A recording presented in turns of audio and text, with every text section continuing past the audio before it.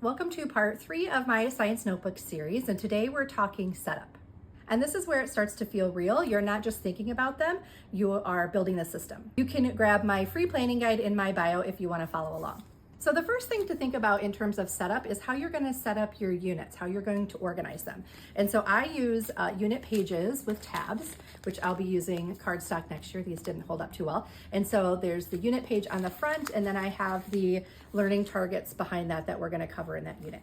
And then we start every unit with a KWL, and so they do, at the beginning of the unit, I take them through what they know and what they want to know about the topic. And then at the end of the unit, we come back to the L and they list some of the things that they've learned. What you also need to think about in terms of setting up your notebook is how you're going to number the pages. We always number them together as a class so I can make sure they do it like I want. We have odds on the left and evens on the right, and we number them about 30 pages at a time so that if they make a mistake, there's not too much to go back and fix. Some teachers like to have them put a heading and a date at the top. I don't do that, but that's something you can consider and something to decide ahead of time. There are also some teachers that like to put a table of contents at the beginning or at the beginning of each unit. I don't do that either. I find it really hard to keep up with, but that's something you'll want to consider. Once you've decided how you want to have each unit set up, then you need to figure out how you're going to have students set up their notebooks at the beginning of the year. The way that I like to do that, and that I've done for quite a few years now, is stations. And so I just set up 6 stations around the room. I have them do a different thing at each station, and they go around at their own pace. Some of the things that I've had them do at stations before is the cover, where they'll personalize it. This helps a lot with buy-in too, because that's another thing you need to think about, how you're going to get students to buy into this process. And one of the big ways I like to do that is with personalization. So they're making it their own. So they're choosing their cover from a variety of options and coloring it and putting their names on it.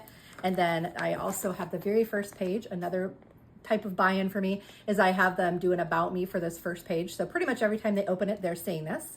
I also have them glue in the guidelines and expectations. And I have some other things also in the front. We'll do lab safety. We might do the class syllabus, how to set up vocabulary, what the template is. So there's a lot of different options here, and you can really personalize this to, you need to just figure out what is it you want to have in the front of your notebook. Now, if you feel like you have no idea and you're not sure where to start, I did put together a product in Teachers Pay Teachers if you want to go take a look.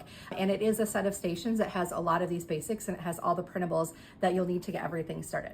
One thing I like to do after they finish their stations is I like them to give me their notebooks. I look through it to make sure they have everything in there that they need. And then I choose a different color of duct tape for each class. And I put a little piece on the spine of theirs. And that helps me know which notebooks go to which hour bin. And then I write their name on it in Sharpie. And then a trick is to put some clear tape over that so it doesn't rub off. But that just gives me a chance to check through them and make sure everyone has everything that they need.